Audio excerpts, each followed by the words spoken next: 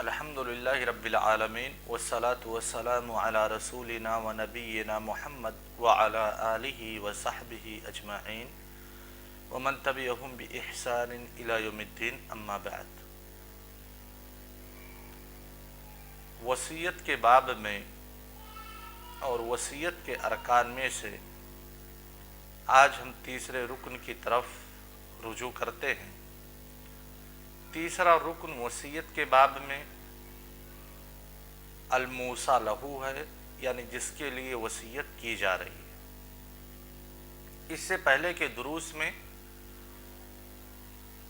हमने पहले रुकन सेगा यानी किस लफ्ज़ से ईजाब होगा, कौन सा लफ्ज़ कबूल पे दलालत करेगा, इस पे गुफ्तगू की थी। कल के दर्स में मूसी यानी वसीयत करने वाले के अंदर जिन शुरूत का पाया जाना ज़रूरी है उन शुरूत का तज़किरा किया गया था और कहा गया था कि सबसे पहली शर्त यह है कि वसीयत करने वाला अहले तबर्रो में से हो, यानी तबर्रो की सलाहियत रखता हो। और तबर्रो की जब सलाहियत रखता है, ये बात आई तो तबर्रो की सलाहियत कौन रखता है? कहा गया था बिल इत्तिफाक कि अक्ल ज़रूरी है उसके अंदर और बुलूग भी ज़रूरी है। रही बात सभी मुमय्यज़ की, तो जमहूर उलमा के कौल के मुताबिक और हज़रत उमर रज़ियल्लाहु ताला अन्हु की असर के मद्देनज़र ये कहा गया था कि सभी मुमय्यज़ की वसीयत भी दुरुस्त है।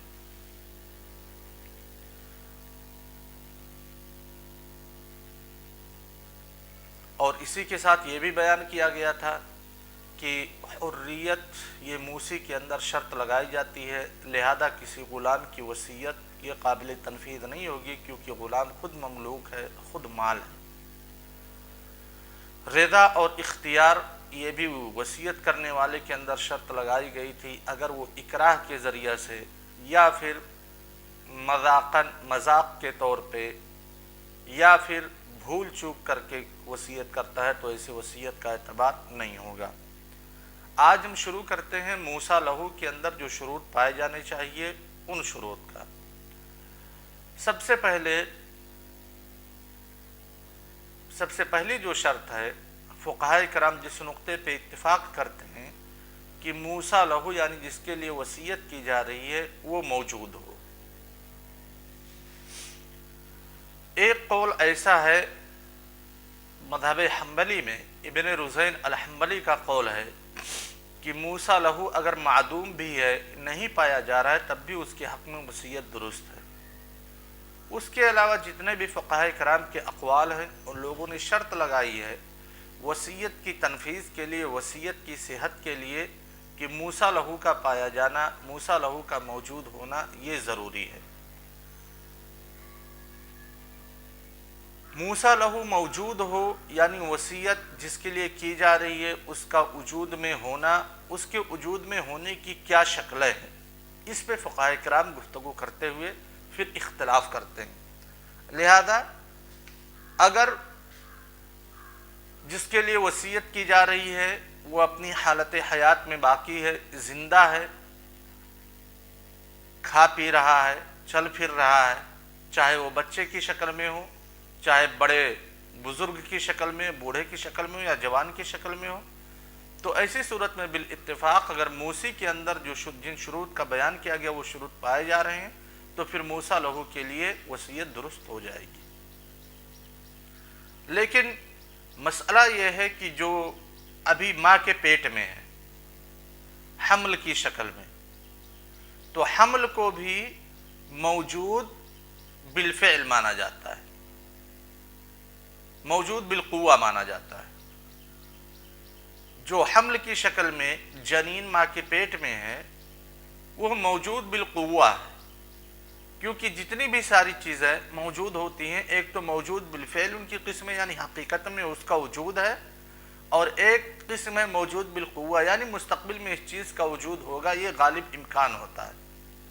लिहाजा माँ के पेट में जो हमल है वो बच्चा माँ जनेगी, इसका इम्कान है, तकरीबन गालिब इम्कान है, इसीलिए कहते हैं मौजूद बिलकुवा। लिहाजा अगर ماں نے اس بچے کو جنا جو اس کے پیٹ میں ہے، اور بچے نے پیدائش کے وقت، یعنی بچہ مردہ نہیں پیدا ہوا بلکہ زندہ پیدا ہوا، اور زندہ پیدا ہونے کی جو بھی علامتیں ہیں، چاہے وہ اپنے ہاتھ پیر کو ہلائے پیدائش کے بعد، یا پھر آواز لگائے، چیخے، جس سے اس کی زندگی کا ثبوت ملے، تو ایسی صورت میں وہ بچہ اس وصیت کیے گئے مال کا حقدار ہوگا۔ لیکن اگر کسی نے وصیت کر دی کہ فلاں عورت سے جو بچہ پیدا ہوگا وہ میرے اس مال کا وارث ہے، اور ابھی فلاں عورت جس کا نام لیا ہے اس کے پیٹ میں حمل ہی نہیں ہے، وہ حمل سے نہیں ہے، تو پھر یہ گویا وصیہ لمعدوم ہو گیا، کیونکہ موسیٰ لہو نہ تو موجود بالفعل ہے، نہ ہی موجود بالقوہ ہے، بلکہ معدوم ہے، تو ایسی صورت میں اس کے لیے وصیت درست نہیں ہوگی۔ یہ پہلی شرط لگائی جا رہی ہے موسیٰ لہو کے اندر کہ وہ یا تو موجود بالفعل ہو یا موجود بالقوہ ہو۔ اگر موجود بالفعل یا موجود بالقوہ نہیں ہے تو ایسی صورت میں وصیت اس کے لیے درست نہیں ہوگی، وہ وصیت کیے ہوئے مال کا وارث نہیں ہوگا۔ اب ایسے ہی اگر کسی نے میت کے لیے وصیت کر دی، موسی نے کسی میت کے لیے وصیت کر دی، جو آدمی انتقال کر گیا ہے، تو وصیت درست نہیں ہوگی۔ کیوں؟ کیونکہ وہ موجود نہیں ہے، اور دوسری علت وہ اہل للتملک نہیں ہے، یعنی اس کے پاس مال کو حاصل کرنے کی صلاحیت نہیں، اور یہ دوسری شرط میں اس کا تذکرہ آ رہا ہے۔ دوسری جو شرط بیان کی گئی ہے وہ اس میں کہا گیا ان یکون الموصی لہ اہلا للتملک، جیسے موسی کے اندر شرط لگائی گئی تھی کہ اس کے اندر تبرع کی صلاحیت پائی جائے، ویسے موسیٰ لہو کے اندر شرط لگائی گئی ہے کہ اس کے اندر تملک کی صلاحیت پائی جائے، یعنی کہ وہ مال کو اپنے قبضہ میں کر سکتا ہے۔ لہذا اگر کسی میت کے لیے وصیت کی گئی تو وصیت یہ درست نہیں ہوگی، کیونکہ میت ہی موجود نہیں ہے اور اس کے اندر تملک کی صلاحیت نہیں پائی جا رہی ہے۔ ایسے ہی کسی جانور کے لیے وصیت کر دی گئی، بہت ساری موویز بنائی گئی ہیں، بہت سارے سیریلز بنائے گئے ہیں، ڈرامے بنائے گئے ہیں، جس میں ایک جانور کو وصی ثابت کیا جا رہا ہے، ایک جانور کے نام پراپرٹی کر دی گئی۔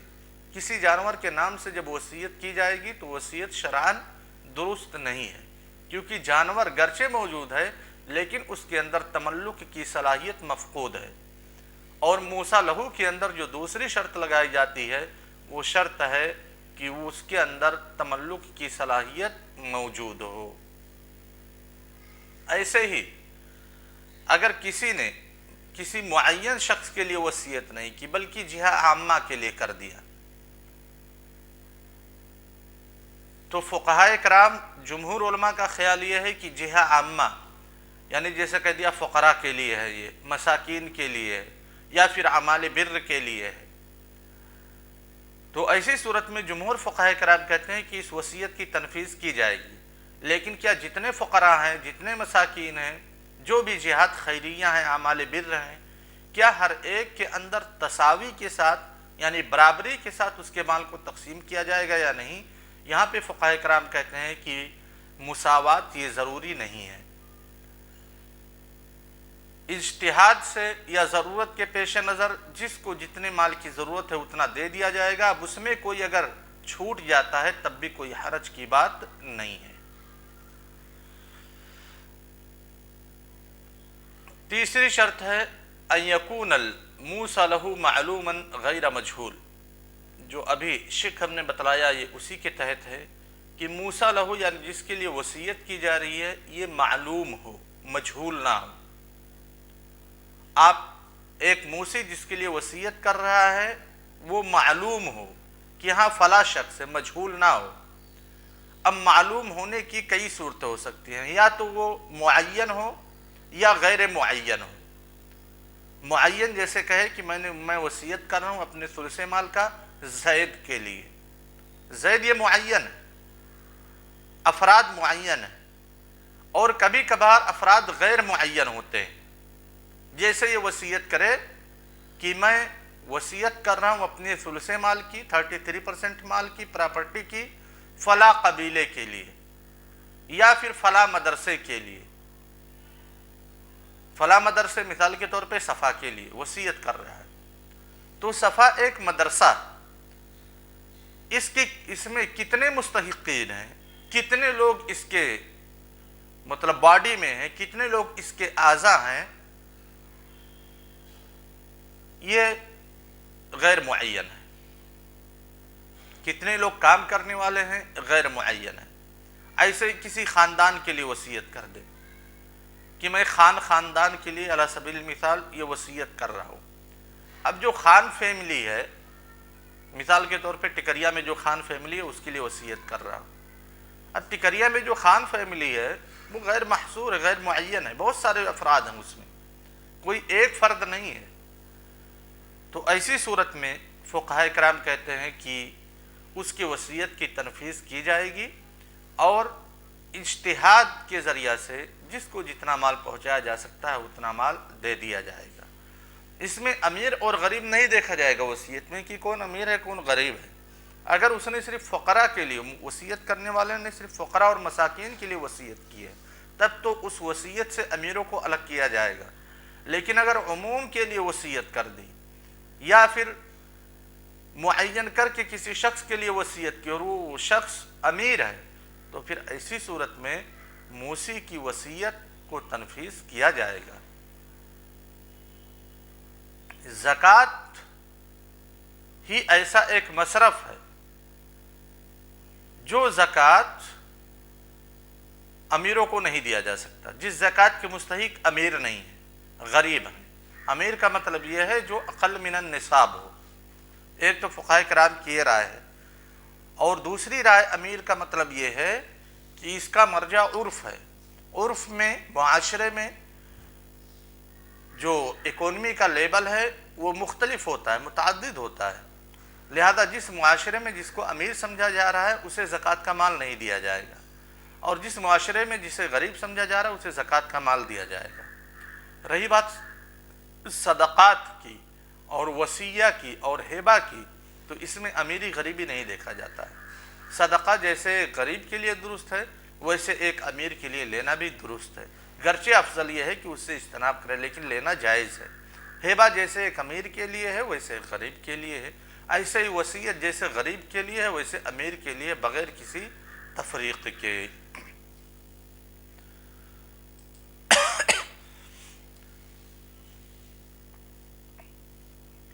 چوتھی شرط جو بتلائی جاتی ہے کہ موسیٰ لہو، یہ موسی کا قاتل نہ ہو.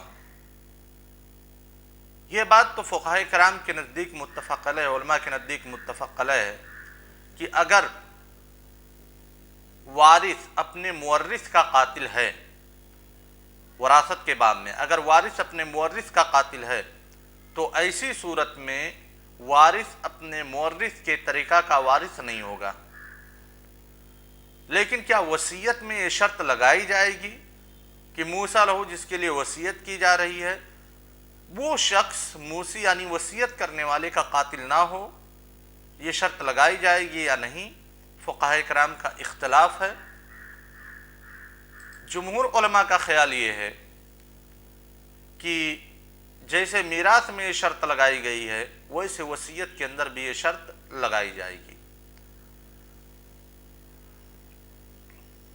ایک حدیث سے استدلال کرتے ہیں جمہور علماء کرام. اللہ کے رسول صلی اللہ علیہ وسلم کی طرف منسوب ایک حدیث ہے، لیس لقاتل وصیہ، کہ کسی قاتل کے لیے وصیت درست نہیں ہے. اس حدیث کی تخریج کی ہے امام دارقطنی نے، لیکن حدیث کے اندر ایک راوی ہیں جو متروک الحدیث ہیں اور ساتھ ہی ساتھ وضع حدیث سے وہ متہم ہیں. لیکن یہ جمہور فقہا کا خیال ہے. در حقیقت جہاں پہ اس حدیث سے استئناس کیا ہے جمہور فقہاء کرام نے، وہیں پہ ایک قاعدہ فقہیہ ہے جس پہ بہت سارے ادلہ موجود ہیں، وہ قاعدہ فقہیہ کہتا ہے من استعجل الشیء قبل اوانہ عوقب بحرمان، ایک معینہ وقت سے پہلے جس نے کسی چیز کو حاصل کرنے کی کوشش کی تو ایسے شخص کو اس چیز سے محروم کر دیا جائے گا۔ جیسے کہ ایک مورث ہے، مورث کے ترکے کی تقسیم کب ہوگی؟ جب مورث کا انتقال ہوگا، اور انتقال کی اللہ تبارک و تعالیٰ نے ایک مدت مقرر کر دی ہے۔ اب کوئی شخص یہ سوچے کہ نہیں مورث میرا پتہ نہیں کب تک زندہ رہتا ہے، جب تک میں اس کی جائیداد سے محروم رہوں گا تو لائیے مورث کو قتل کر دیتا ہوں تاکہ جائیداد میرے پاس آ جائے، لہذا اس نے مورث کو قتل کر دیا۔ تو ایسی صورت میں کسی بھی وارث کے لیے جو اپنے مورث کا قاتل ہے اس کے لیے وصیت درست نہیں ہے۔ اسی طریقے سے اگر موصی نے وصیت کی ہے کسی کے لیے کہ میرے مرنے کے بعد زید مالک ہو جائے گا میرے مال کا، ثلث مال کا، اب زید یہ سوچ رہا ہے کہ میرے پاس فقیری ہے اور جو میرا موصی ہے وصیت کرنے والا یہ ابھی زندہ ہے، کب تک زندہ رہے گا؟ 10 سال، 15 سال، 20 سال، تب تک میں فقیری میں زندگی گزاروں، اس لیے بہتر ہے لاؤ میں اپنے موصی کو قتل کر دیتا ہوں، لہذا وصیت کرنے والے کو قتل کر دیا۔ تو جب وصیت کرنے والے کو قتل کر دیا تو اس نے جو مال اس کے لیے مقرر کیا گیا تھا، مال کے لیے ایک وقت مقرر کیا گیا تھا، اس وقت سے پہلے اس نے مال کو حاصل کرنے کی کوشش کی، لہذا اس کا سزا کیا ہے؟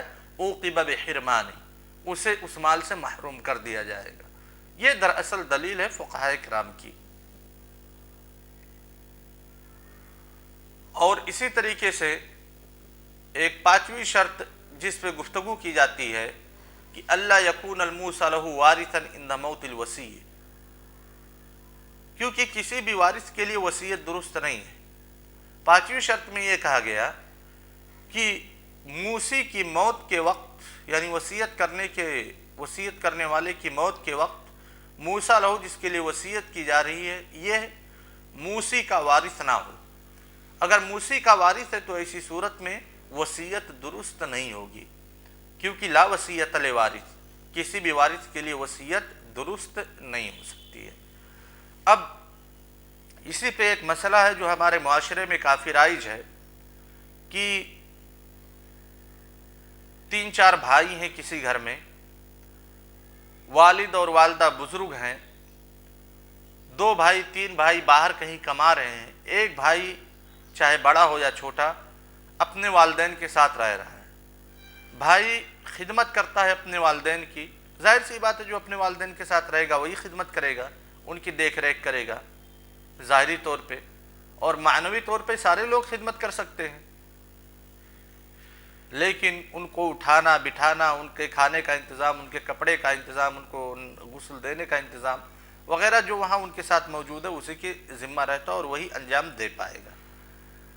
اب ایسی صورت میں جو بھائی اپنے والدین کے ساتھ موجود رہتا ہے اپنے والدین کو کبھی کبھار ورغلاتا ہے کہ دیکھو ہم نے آپ کی اتنی خدمت کی ہے، آپ جب انتقال کر جاؤ گے تو آپ کی پراپرٹی سارے بھائیوں میں برابر تقسیم ہوگی، ایسی صورت میں آپ ہمارے لیے وصیت کر جاؤ۔ اگر میرے لیے وصیت کرو گے تو آپ کی وصیت درست نہیں ہوگی کیونکہ میں آپ کا وارث ہوں، تو شکل یہ نکالتے ہیں کہ آپ اپنی بہو کے لیے وصیت کر جائیں، یعنی جو میری بیوی ہے اس کے لیے وصیت کر جائے۔ اب بہو چونکہ موصی کے وارثین میں سے نہیں ہے، وارثات میں سے نہیں ہے، اس لیے بہو کے لیے وصیت درست ہو جائے گی، لیکن معلوم ہونا چاہیے جو ہم لوگوں کا معاشرہ ہے یہ جوائنٹ معاشرہ ہے، جوائنٹ فیملی کا معاشرہ ہے، اور اس میں بہت ساری چیزیں غلط ہو رہی ہیں۔ کسی بھی عورت کی ملکیت کو تسلیم نہیں کیا جاتا ہے۔ اب جو اس چھوٹے بھائی نے یا بڑے بھائی نے جو والدین کے ساتھ رہ رہا ہے، جو یہ طریقہ اختیار کیا ہے کہ آپ میری بیوی اپنے بہو کے نام وصیت کر دیجئے، اس نے صرف ایک حیلہ اختیار کیا ہے، کیوں اصل میں وہی اس پراپرٹی کا مالک ہو جائے گا بعد میں۔ تو قضاءً جب یہ معاملہ پہنچے گا کسی قاضی کے پاس تو قاضی یہی دیکھے گا کہ موصی نے وارث کے لیے وصیت کی ہے یا نہیں کی ہے، تو بہو چونکہ اس کی وارثات میں سے نہیں ہے اس لیے قضاءً قاضی یہ فیصلہ کرے گا کہ وصیت درست ہے۔ لیکن ایسے لوگوں کو اللہ تعالیٰ سے ڈرنا چاہیے کیونکہ معاملہ صرف دنیا کا نہیں ہے، آپ نے ایک حیلہ اختیار کیا ہے، دیانتاً یہ درست نہیں ہے۔ قضاءً گرچہ درست ہے لیکن دیانتاً یہ درست نہیں ہے، کیونکہ آپ نے ایک حیلہ اختیار کیا ہے، گویا کہ آپ انڈائریکٹلی آپ اپنے لیے وصیت کروانا چاہتے ہیں اور آپ کے لیے وصیت درست نہیں ہے۔ السلام علیکم ورحمۃ اللہ وبرکاتہ۔